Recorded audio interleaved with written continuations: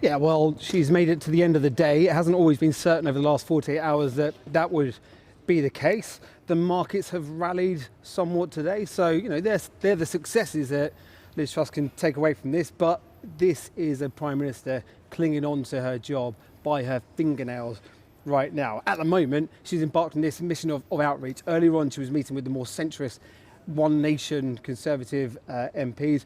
Right now, she's preparing to meet her cabinet for a drinks reception. We've already seen a couple of them arrive. I bumped into one of the people who will be at that drinks reception earlier on. They were not convinced that she's the person to be leading this country for much longer. And it's not hard to see why today. Take away from the fact that it has been Jeremy Hunt who has been front and centre of everything today, her power diminished greatly. Look at what he was saying. What he was saying today sounded an awful lot like what Rishi Sunak had been saying, his pitch for the economy during the Tory leadership race over the summer, leading many MPs to question, well, if we haven't got her policies, if it's someone else's policies we've got, what is really the point of Liz Truss right now? No government can control markets, but every government can give certainty about the sustainability of public finances. Just 3 days into the job, a new Chancellor Jeremy Hunt delivering a statement the world was expecting in 2 weeks' time. 2 weeks, the market and the UK economy just couldn't endure, according to Mr. Hunt. So this morning, staring down the camera lens and addressing the nation, a pose usually adopted by prime ministers and presidents. Good morning. Came this. We will reverse almost all the tax measures announced in the growth plan 3 weeks ago that have not started parliamentary legislation. In fact, in a statement just 5.5 minutes long, he announced an almost total reversal of the mini-budget, scrapping plans to reduce the basic rate of income tax, reversing a clutch of tax cuts, including a freeze on alcohol duty and VAT-free shopping for international tourists. And most significantly, the blanket energy support package, a centrepiece of Liz Truss's economic plan, will end in April, with targeted support after for the worst off. In Parliament, hours later, Mr Hunt went into more detail, and just before he addressed the chamber, the Prime Minister takes her responsibilities. The Prime Minister, whose decisions he was unwinding, arrived to jeers. Sitting in silence and blinking frequently, she listened as he announced a further scrapping of the promises that got her elected Tory leader. There remain, I'm afraid, many difficult decisions to be announced in the medium-term fiscal plan on October the 31st. When I confirm that we will publish a credible, transparent, fully costed plan. Confirmation there that his numbers will be audited. That crucial analysis the last Chancellor didn't bother with, spooking the markets 24 days ago and leaving their own MPs seething. This crisis, and it is a crisis, let's not downplay it, was authored in number 10 and number 11 Downing Street. Lessons have been learnt, the former Chancellor has gone, a different suite of policies have come forward, proper One Nation Tory pragmatism, if you will. Do you think Liz Truss is the woman to lead you into the next election? Can I plead the fifth on that? And I think we do have to wait and see. I now call the Leader of the Opposition, Keir Starmer, with his urgent question. An urgent question earlier this afternoon asking the Prime Minister about the sacking of her Chancellor on Friday. Liz Truss didn't attend to answer. Instead, her leadership rival, Penny Mordaunt, volunteered. With apologies to the Leader of the Opposition and the House, the PM is detained on urgent business.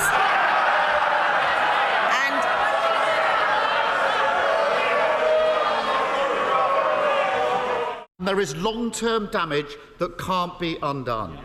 Once you've crashed a car at 100 miles an hour, you've damaged it for good, and you're going to be paying much more on your insurance for years to come. The questions and criticisms continued. A Prime Minister hiding in Downing Street. So too did the defence, in a fashion. Well, the Prime Minister is not under a desk, as the Honourable Lady. These walls now echo with whispers and WhatsApps, plots and plans of how to remove Liz Truss. Outspoken backers, rare. I think she's a fantastic Prime Minister. She continues to have my full support. Others, though, have already moved on to what comes next. and how. I don't ever want to go down this road again during the summer where promises are made which would never stand contact with reality. The process in which we selected our leader needs to be scrutinised. It needs to be done by MPs when we're in government, so we can actually understand the manifesto, scrutinise it, and not go through the terrible mistakes that we've just had to endure and now unpick. The Chancellor's intervention was briefed out before markets started trading this morning. We're roughly back to where we were about 2 o'clock on Friday, so some of the tension we had to end last week has eased off a bit, really. That was 8:10 this morning. Since then, the cost of government borrowing has continued to fall, the value of the pound rise. For now, this intervention has worked, but in 6 months' time, when help with energy bills becomes targeted, even scaled-back support could be uncomfortably expensive. If energy bills were heading as high as £4,000, then I don't think they would be able to get away with just providing more money to those on benefits. Those on middle incomes would struggle very significantly as well. Tonight, the markets may have calmed. The mood among Conservative MPs hasn't. Everyone agrees stability is key. Who delivers it, though, is still to be settled. Well, just before we came on air, I just went down the road to the Treasury to speak to today's Chancellor, Jeremy Hunt, and began by asking him whether the government owes the public an apology. Well, what I say, Krish, is that actions speak louder than words, and it's very difficult for any politician to change direction as dramatically as the Prime Minister has. But she understands that for people at home, mortgages, the cost of living, the security of their jobs are the most important responsibility of any government. And so she has changed course very dramatically. That's what my appointment represents. And she is doing what it takes. And I think we have to respect that she has taken those very tough decisions for her personally because she wants to do the right thing. But sorry would be good, wouldn't it, given it's costing us so much money? I think it's beyond words. I think she's recognised that it was wrong not to have OBR forecasts with the original mini-budget. And she's made a lot of changes. She is doing what it takes. And now what I need to do is to finish the job with a series of very difficult decisions that face me and indeed the whole country to show that we're a country that pays its way. Indeed, there is still a black hole in the public finances of 30 billion or more. Are you going to get all of that from public spending cuts? No. There are going to be difficult decisions in terms of public spending cuts, in terms of increases in taxation. I don't believe it's possible to rely on either one of those two. So taxes will go up as well? Taxes will go up, yes. But what I say, as I take these very, very difficult decisions in the days ahead, is that we will take them through the prism of a compassionate Conservative government that recognises that we must at all times have the needs of the most vulnerable people top of our minds. Liz Truss has got to go, surely. She has no credibility. She's been shown to be economically reckless, and yet she is still in charge of our nuclear weapons, of all sorts of very important decisions. Surely she's got to be gone quickly. Well, I don't think political instability is going to address the very concerns that you've just been talking about. Well, you could take over, couldn't you? I mean, you effectively are in charge now. You could just take over as Prime Minister. No, I'm Chancellor of the Exchequer. She's the Prime Minister, and every decision I've taken has been taken with her and with her full support. But you're telling her what to do, aren't you? No, I'm working together to solve these problems, but she recognises the need for change. But what I would just say to stress is that governments don't control markets. We can never determine the outcomes. We can never guarantee stability. But the one thing we do know is that markets don't like political instability. And so that's why I think it's for the Conservatives we need to rally behind our Prime Minister, create that economic stability that has to be #1 priority for everyone right now. But there's a trade-off, isn't there, in that you gave good news to people and money given away and you spooked the markets. In order to calm the markets, you have had to terrify the people because we don't know what our energy bills are going to be next summer. We don't know how big our mortgages are going to be. It's very, very frightening for people. And you've got nothing, reassuring to say. I don't think I do. I think that's a fair comment. But I think the thing that is most terrifying of all when you face very grave challenges, and let's be clear, I've been very honest that there were some mistakes in the mini-budget, but it isn't just the mini-budget. There actually is a small part of much broader instabilities caused by the war in Ukraine, the backlog from COVID and so on. these are very serious times for all countries around the world, and the worst thing any government can do is not be completely honest and transparent about the scale of the challenges. And I think, actually, I don't want to say it's reassuring, but I hope people understand that we are being straight about the scale of the challenges, and I hope there is some reassurance in that honesty at least. Just finally, you've been very clear you don't have ambitions anymore, but if the country comes to you, are you prepared to do your duty? The country won't come to me for anything except to say, please stabilise the economy, put in place the plans that can give us long-term confidence in our prosperity and security, and that is all I'm going to focus on.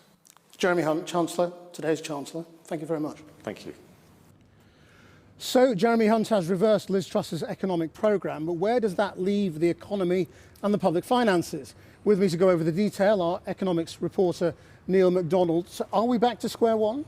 Well, not exactly. So the vast bulk of the budget has been ditched, but that doesn't mean that everything just resets to the day before it was delivered. This is where Jeremy Hunt currently stands. Of the original £45 billion of tax cuts, he's ditched £32 billion, so it looks like 2/3 of the problem is solved. It's now thought, though, that he needs to find £60 to £70 billion of savings to bring government debt back under control. So that looks like another £30 billion or more of savings to be found, or tax rises. The reason why the number has got bigger is because the performance of the British economy is deteriorating alongside what's been going on with the budget. And slower growth tends to mean more government borrowing. The Liz Truss tax cuts came in on top of that. What the city now wants is one plan to deal with all of that. Right, I mean, I was just talking to him about where he finds this money. So where do you get all those savings? Well, I think this is where the energy price guarantee comes into focus. It was the single biggest element in the budget. Making it less generous would allow the government to make quite a lot of savings. Those savings, though, do come with a risk. There was a price cap which tried to control energy bills, but of course it went up and down, and mainly up with the price of electricity and gas. Liz Truss introduced this energy price freeze, where it meant that basically a household bill wouldn't go above £2,500, but that was going to cost £150 billion potentially, because it covered every household and it lasted for 2 years. So from next April, they're looking for a cheaper alternative. Here's the risk in all that. At that point, next April, the old price cap suggests that bills would be £4,300. So anyone who gets pushed off the freeze and onto the cap is about to see an £1,800 increase in their bills. The Treasury's got to be very careful about how many people are affected by this, but also it's got to be a large number of people affected, or else they won't save any money. Well, I mean, in that rather alarming answer, he said he has no reassurance for the British public. So where does this leave the prospects for the economy? Well, interest rates have come down because clearly city investors are happier with the tax plans that have been announced. And that will help people with mortgages because their rates are linked to those government borrowing markets. But at the same time, energy bills could well go up. And of course, there are no income tax cuts coming to ease the pain. And in fact, possibly tax rises. So while the immediate crisis may be over, the outlook for the next 12 months still looks very, very tough. Thanks, Neil. Well, while Jeremy Hunt's new plan may have staved off the immediate economic crisis, the political crisis facing Liz Truss now looks all but terminal for her premiership. Our political reporter Serena Barker-Singh has been gauging the mood of Conservative MPs. Serena. Yeah, this has been the scene for a lot of discussions, a lot of private chats with MPs, with ministers, a lot of rumours about letters going into the 1922 committee, and one too many conversations of MPs being a little too open about who they could see as the next Prime Minister after Liz Truss. Familiar names keep coming up. That's Jeremy Hunt, Ben Wallace, Suella Braverman, Penny Mordaunt, even Rishi Sunak. But for one group, the One Nation Conservatives, they're sort of seen as left of centre of the Conservative Party. They've had a bit of a coup tonight. They've been wanting to meet Liz Truss at their weekly meetings. That happened tonight in a meeting just behind me. And they've said that there were 60 MPs in the room. It was well attended.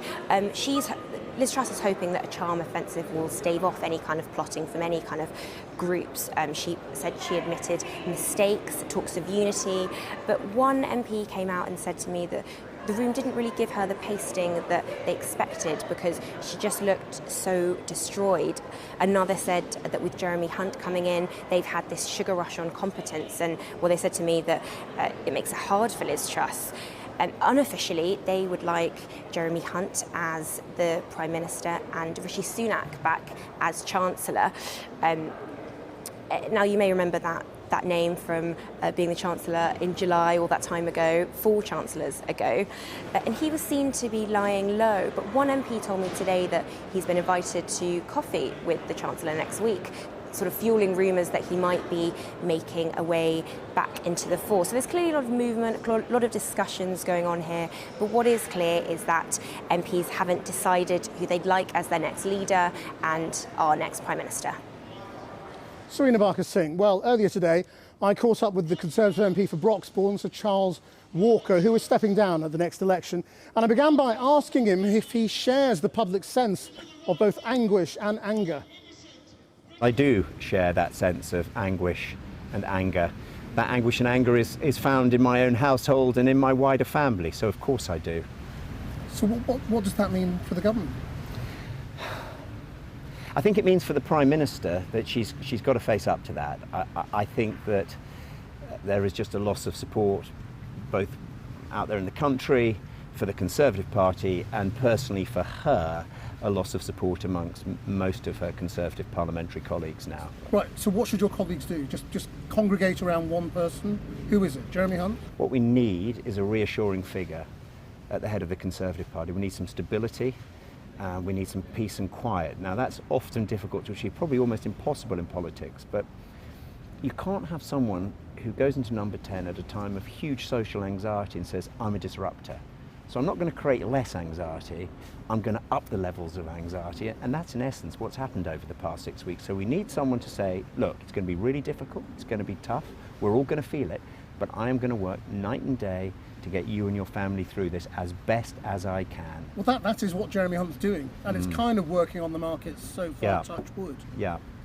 So he's the man, isn't he? I mean, why have a debate about who else it could be? The great advantage Jeremy Hunt has is no camp feels particularly strongly about him. So they all admire and respect him, or most of them admire and respect him.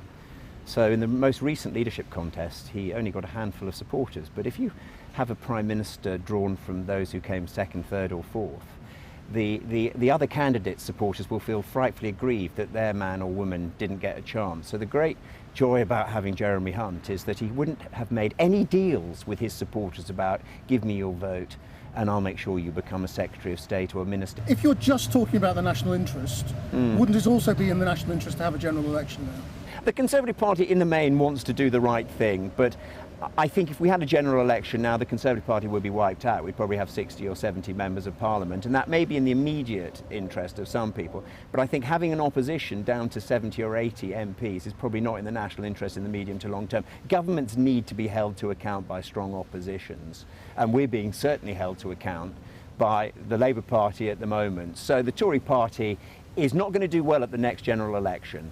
But I don't think that general election is happening anytime soon. So it's in the national interest just to hang on because you need a strong opposition? I can understand why people want a general election. I can understand why people are frustrated if there isn't going to be a general election. But I'm telling your viewers, whether they like it or not, I'm being entirely honest, there is not going to be a general election any time soon. Purely because the Conservative Party will act in its own interest, in self-preservation? Well, I mean, one could construct an argument that it's certainly acting in its interest, but it could also be acting and may well construct a good argument that is acting in the national interest. But look, I mean, we live in the real. But we live in the real. We live in the real. It may make people angry, but we live in the real world. No political party polling 20 points with a majority of 75 plus is going to call a general election. It just isn't going to do it. That is the most likely scenario then that Sir Graham Brady will go and see the Prime Minister and tell her. I would have thought that's a highly likely scenario. It's Sir Graham Brady in combination perhaps with parts of the Cabinet, although it will be difficult for members of the Cabinet to do that because they owe their positions to her patronage. Sooner rather than later? I suspect sooner rather than later. Sir Charles Walker, thank you very much. Thank you. Well, joining me now from Westminster is the Shadow Levelling Up Secretary, Labour's Lisa Nandy. Is there another way? I mean, we're being told by Jeremy Hunt that he's got nothing to reassure us with, and it's all going to be grim. Taxes are going up, spending is going to be down. Is there an alternative that the markets would tolerate? Well, of course, I mean, there was an alternative because the Tories took the decision a few weeks ago to crash the economy and have left working people paying the price. Now Jeremy Hunt is suggesting that there are going to be very harsh and deep cuts to public spending and to public services, seriously telling the National Health Service as we go into the winter, after 12 years of funding cuts and after a pandemic that has left the NHS on its knees, that there's going to be more cuts to come. This is a direct consequence of a crisis that is made in Downing Street and cannot be solved by a Tory party that, as we've seen today, is just still riven with division and has no clue how to set it right. You wouldn't have done what the Truss Kwarteng budget did, but now that we are here where we are, if you were in government tomorrow, what would you do? Well, the first thing we would do is what Keir Starmer set out this weekend, that we would be very careful with public money. It's people's money and they haven't got a lot of it. So every decision that we make, every choice that we take, we will weigh up carefully. We will publish an independent assessment of those decisions and bring calm and stability back to the markets. There's a lot after 12 years we'd like to do to rebuild this country, but we'll move at the right pace, we'll make sensible decisions and we'll be careful with people's money. But this is terrible now, isn't it? Because any government is now at the tyranny of the markets. No government's going to be able to make the case for borrowing for pretty much anything. Well, it's not true, actually, that governments are powerless. Governments can make sensible decisions that are fully costed. In January, we set out plans for a windfall tax on the big oil and gas producers in order to get money off people's energy bills and back into people's pockets. We set out a 6-month plan over the summer to help people over the winter, all of which was fully costed. But do you recognise that we're in a different place now? Figures in industry. The markets are more plenty powerful, that we can do. Well, there was always going to be a problem if you announced an enormous unfunded package of tax cuts targeted at the wealthiest, which most leading economists thought didn't have a hope in hell of growing the economy in the short, the medium or the long term, and then refused to publish an assessment of what impact that would have. And even today the government is at it again. They're pushing ahead with investment zones. The Secretary of State for Levelling Up couldn't even tell MPs today how much that's going to cost in terms of unfunded tax cuts. And hasn't done any analysis of whether it's actually going to work. The one big thing you could say as a party that would almost certainly guarantee higher growth and would ease all sorts of problems like the labour market would be to look at rejoining the single market or some sort of EFTA arrangement. Is Labour prepared to think that radically? Well, we've said from day one that we need to repair the needless damage that's been done to our relationship with our closest neighbours, and we need to get rid of the needless trade barriers that currently exist that are causing chaos for British businesses. But I served as Shadow Foreign Secretary for 2 years until last year, and I can tell you that there's very little appetite across Europe to start reopening negotiations with the UK about EU membership or membership of the single market. People want to make Brexit work. We've got a deal, it's paper thin, but it's a floor, not a ceiling of what can be achieved, and we need to build on it so that businesses have certainty now about their trading arrangements in the months to come. Lisa and Andy, thank you very much indeed for joining us. Have you still got confidence in this Truss, sir? Senior ministers and cabinet ministers coming into Downing Street for a social with the Prime Minister. The parties are back in Downing Street.